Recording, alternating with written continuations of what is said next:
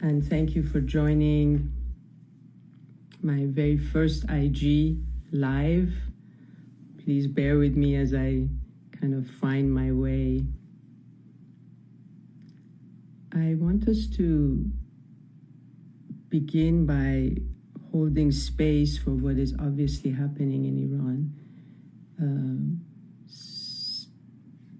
The latest reports speak about 16,500 to 18,000 massacred.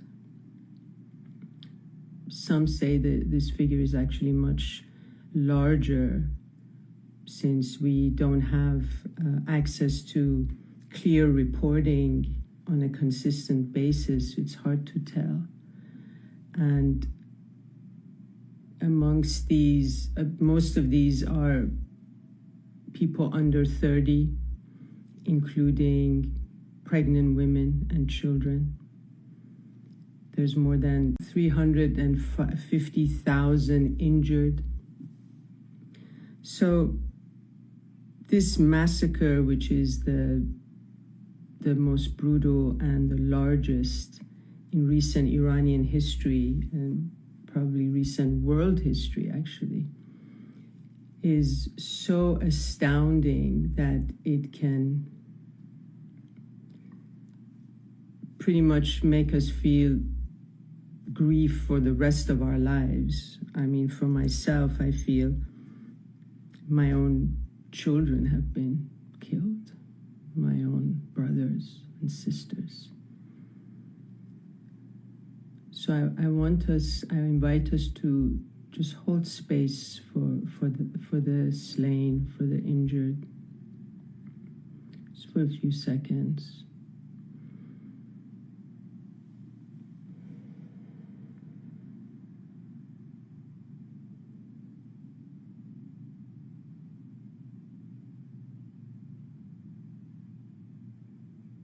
Blessings on the courageous souls and solace and strength for their loved ones.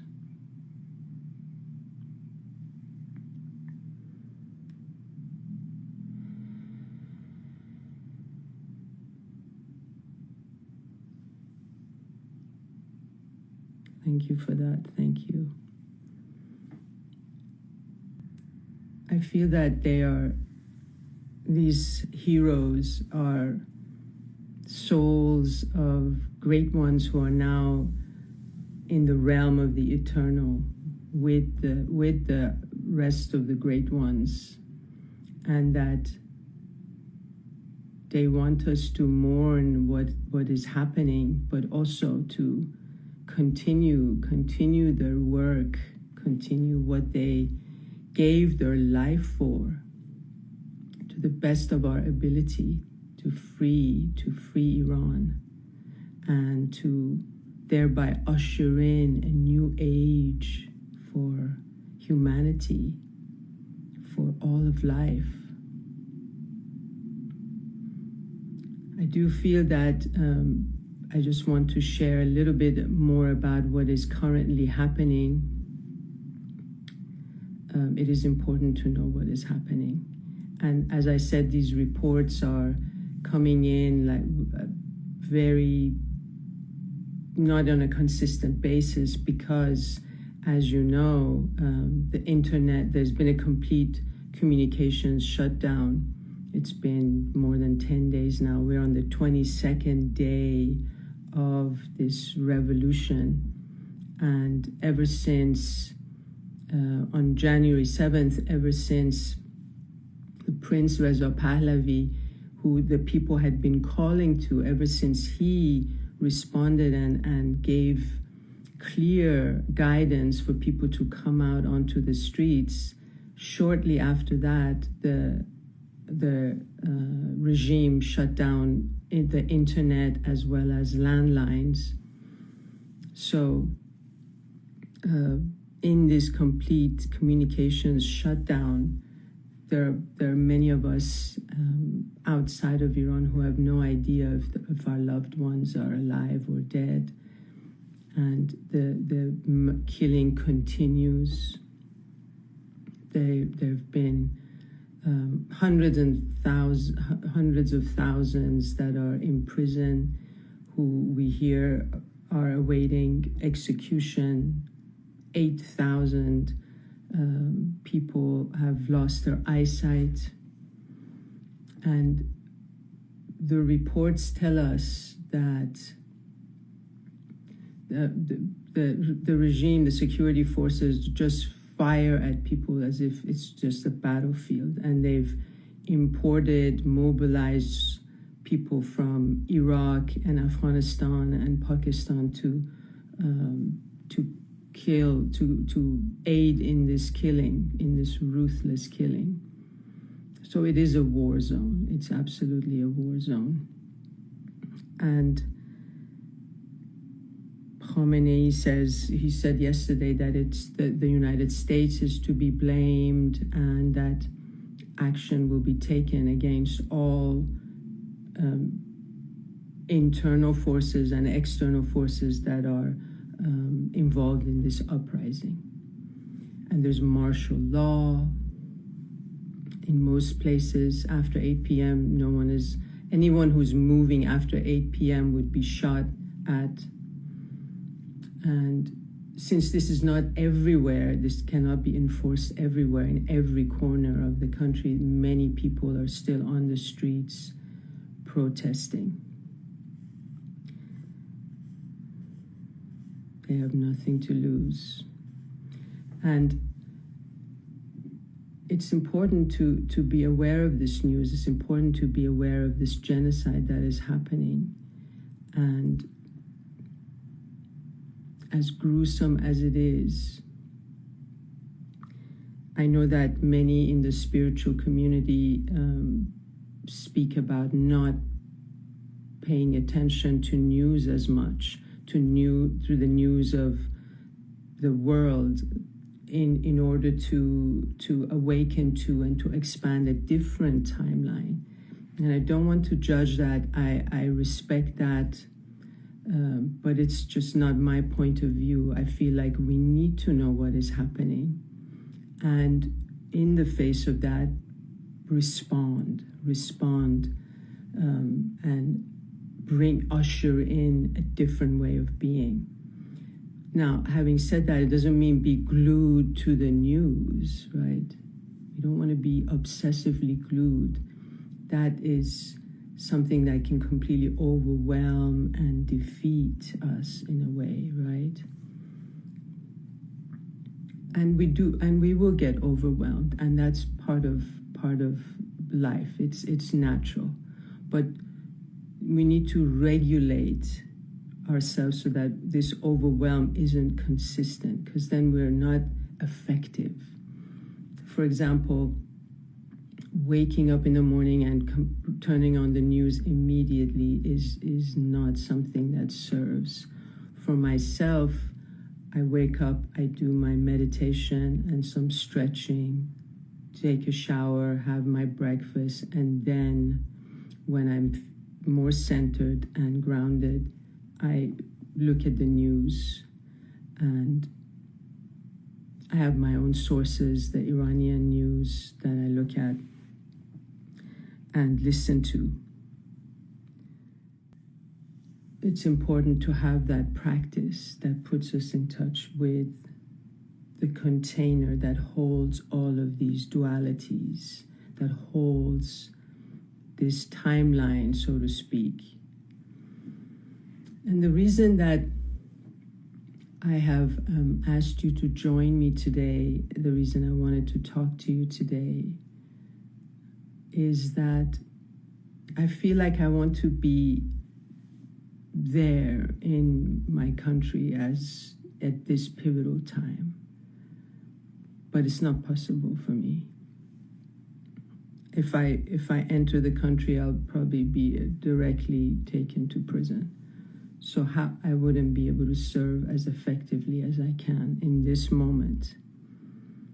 So then the question arises, and this question I put before all of us is, for those of us who are not on the ground, what is it that we can do that is comparable to what they are doing, for what they have done, which is to absolutely offer up their own life for freedom of all now and future generations.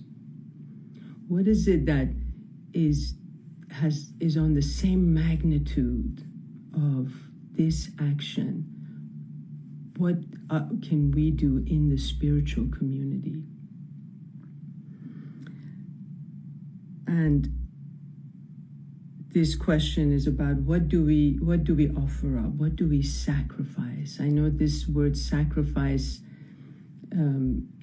might feel harsh and old school, but it really means to make sacred. To make sacred. In the Sama, the whirling practice that is central to my spiritual path and what I teach, we transmit and give, offer up what we're receiving. The blessings that we receive, we offer up. And it is most often through giving, through transmitting, that we even become aware of what it is that we're receiving, the blessings that pour to us from the unseen, from the invisible, from the beloved. And if we don't transmit these blessings, our cup is too full and we cannot receive more. In this case, the question is, what do you give? What do you transmit? What do you offer in order to receive the blessings?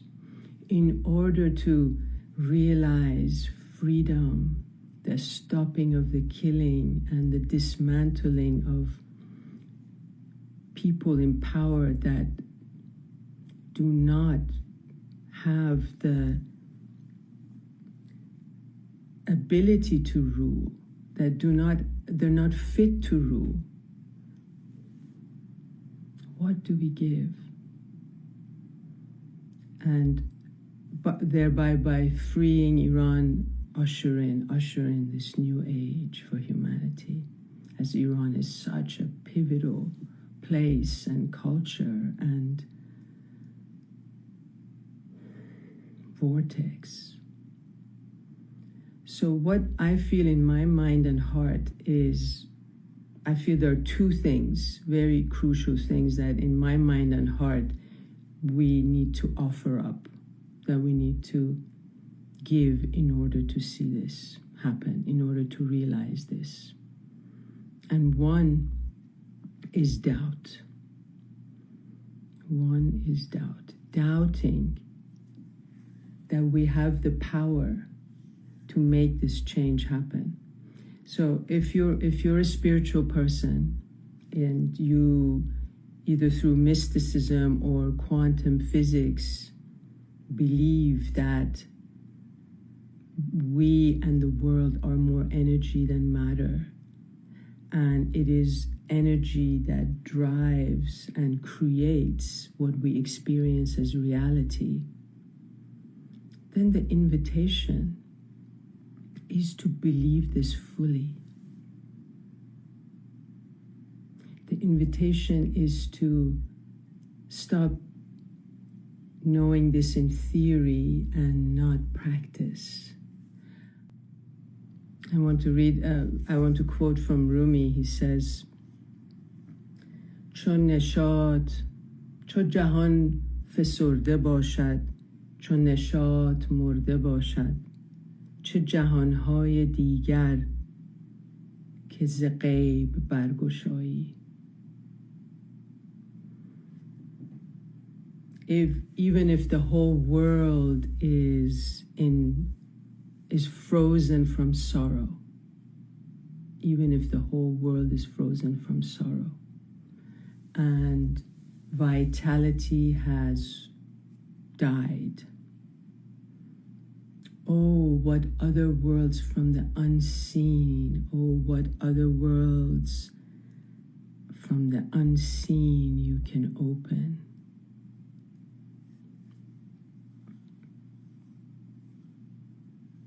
He also says in a different poem,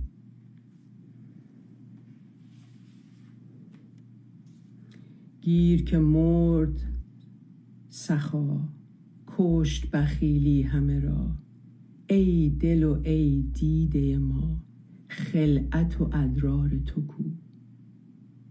If generosity is dead and selfishness has killed them all, oh my dear heart, oh my precious eyes, where are your treasures?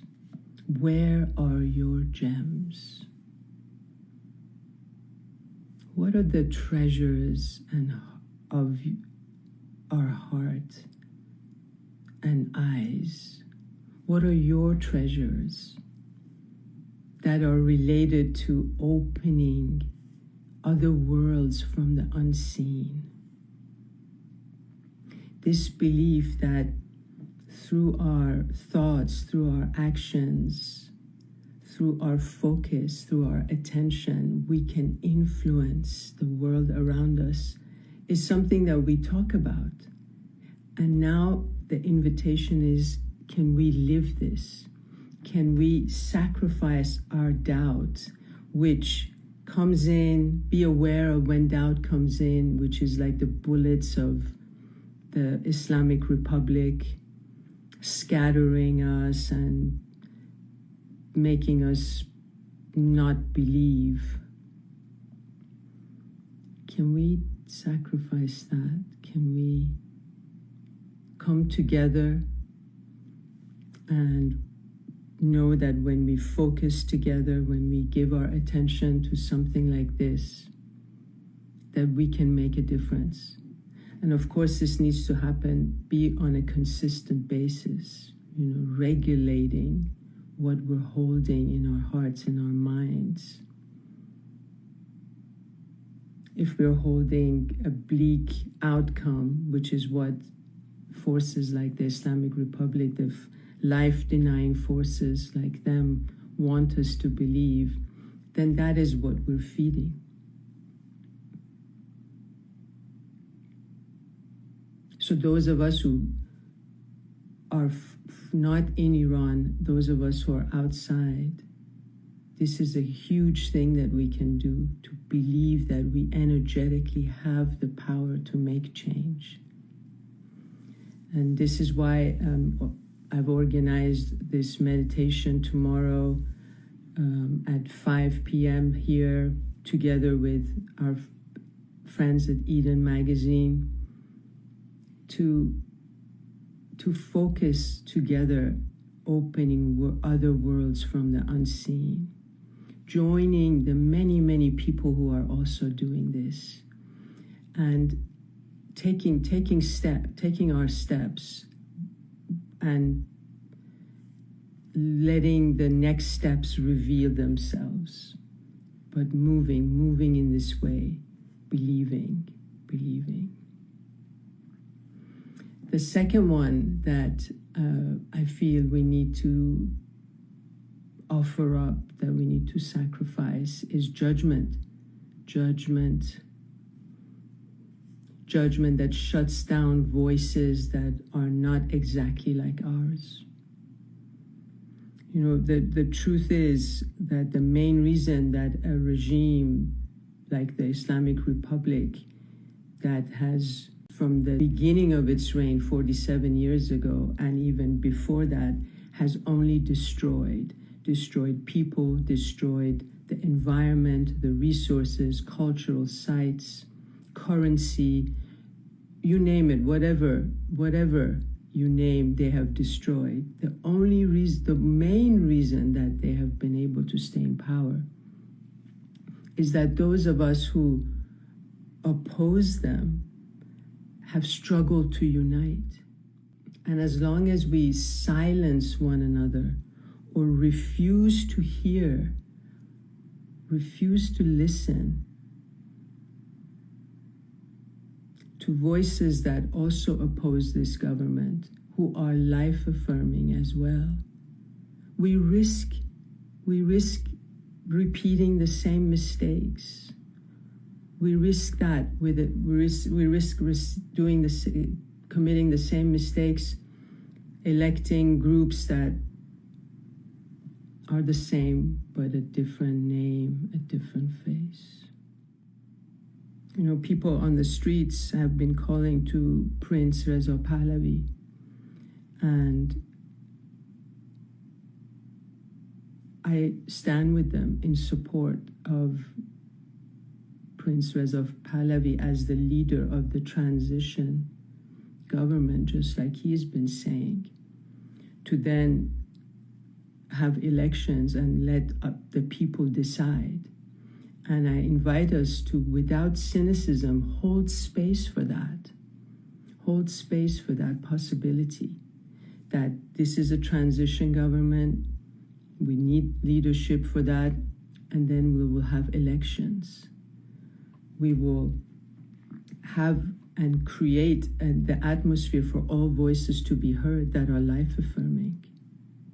There are points that I might not agree with about the prince, what he says. There are points that you might not agree with. But we need to start somewhere. We need to start somewhere to rebuild, to bring down this regime and rebuild. And this is an option that the people, many, many people in Iran are calling to. And to those of you who are